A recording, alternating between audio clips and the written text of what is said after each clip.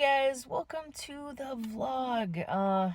It's just me today because Carrie and I had actually decided yesterday that we were going to take the day off from vlogging, because it was pretty apparent, given the state that I was in, that I needed pretty much a mental health day. So I took it. I felt great. I actually did not attend class yesterday. I stayed home and got some much needed sleep, and I really feel better. I'm not 100%, and funeral arrangements are not even until this weekend, so I'm sure that it's going to be kind of a roller coaster. But something happened on the way to school today, and I thought it was kind of important to share with you, just given the situation. So maybe because of all the sleeping that I did yesterday, I ended up waking up almost an hour earlier than I needed to this morning. And it was apparent while I was laying there that I wasn't going to fall back asleep. So I ended up getting up around 5:30, which was very hard for me to do because I really have a hard enough time getting up at 6 when I'm supposed to. In fact, my alarm is set for 6:17 because I don't know, I just can't get out of bed. Well, today I didn't have any trouble. So it was very dark, when I got up, and for most of my commute, it was very dark. And that was pretty new to me. Well, honestly, because normally Thursday mornings, I leave from Rachel and Britter's house, and it's definitely light. But I think the universe, the world, whatever, it really has a way of working things out for you, because I believe that I was meant to get up that early. I was meant to leave because I was driving today and I was just really thinking about, loss in general, and Ash's immediate family, and just thinking about all of these, really, it was dark. It was very dark. And then I started thinking of something my grandma used to say, and I know it's something that everybody's grandma probably used to say, and it's been in countless movies, but, she would always say to me, well, it's always dark before the dawn. And literally right when that popped up in my head, I got to see the sunrise.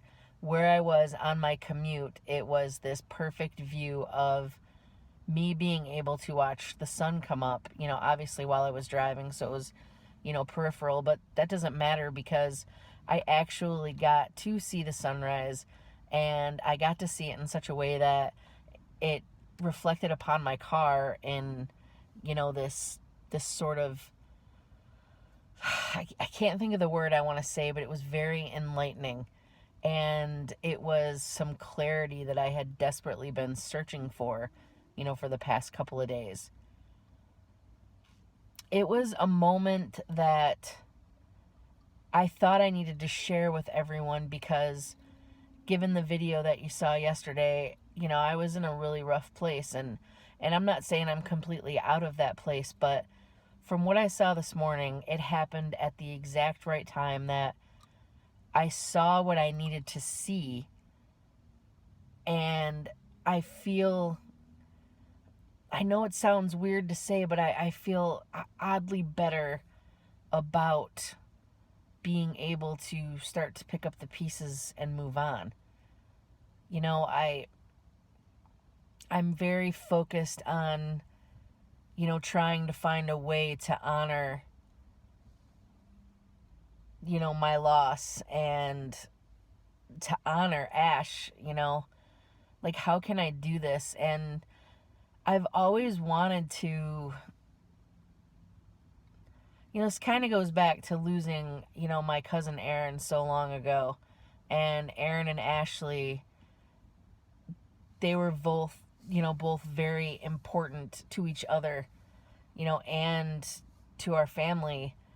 And I'm thinking that I'm going to do some research on, a scholarship for real, because I told you guys before, we saved up the money from the paintings and, from the signatures on everything, and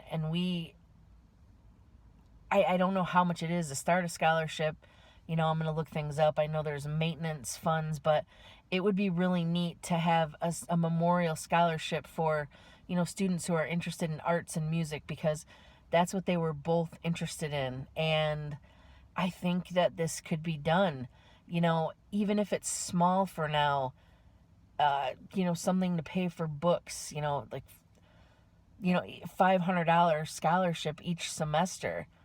I mean, it can't be that difficult, to do. I mean, I don't know if there are any like legal hoops you have to jump through or anything like that, but, maybe this could get big enough that someone could run it someday. And maybe we could incorporate it for other people who have a loss, it could be called, the Aaron Asher Memorial Scholarship Fund for students interested in music and arts, but it could have an honorary name as well. So if someone passed away, at the school, and, this student wrote in and said, I'm interested in this scholarship, I lost so-and-so, let's just say Bob, to keep it plain, but, and I apologize, I hope you guys are keeping up with me, because this is literally how my mind was working today, so I haven't worked out any details, but, sorry about that, I had a little camera malfunction there. So basically what I was just saying was, if, somebody from some other town, Brighton, they write in and they ask for, the scholarship, and they'd like to be considered, and, if they happen to mention that somebody they knew passed away, and I mean, that's obviously not a parameter of, the scholarship, but, it could be an honorary title, like a subtitle to the scholarship, and we're giving this award to you on behalf of, Bob Jones, so it's a way to honor other people who have moved on too soon, other people who were taken from us too early. And it's just a way that this memorial scholarship encompasses more than just, Aaron and Ashley. It encompasses, a lot of people who are just no longer here with us. And I think that that's a way to, reach a bigger audience. I don't know.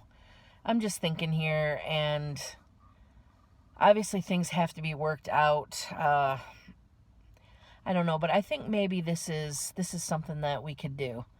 It's something that a lot of people might be interested in. People could nominate other people. It's just a way to keep things going, So anyway, I'm going to head into class, get my mind cleared before I actually have to do a presentation today, or I probably would have really wanted to take another day off and get my mind back to 100%, but I think I'm pretty much at 75, 80 right now, and that's probably good enough to, move on through the day. But thanks for listening, thanks for watching, and, thanks for being there. We received quite a few messages from people, and like I said, we really have a hard time reading all the messages, because they're just, so many. Let me go back. We have a hard time responding to all the messages, but like I've said before, I guarantee that we read them, and I'm not so naive to think that no one else has lost anyone, but it really touched my heart and Cari's, that people are so willing to reach out and speak about, who they've lost, and it's very sad and humbling at the same time, so thank you for thinking of us, thank you for sending us, different videos and pictures and gifts, and it's just, you guys are just pretty amazing, so thanks so much, and just know that we love you, and I know Cari's not here, so I'll try and do the ending correctly, but, yeah, we will catch you on the flippity.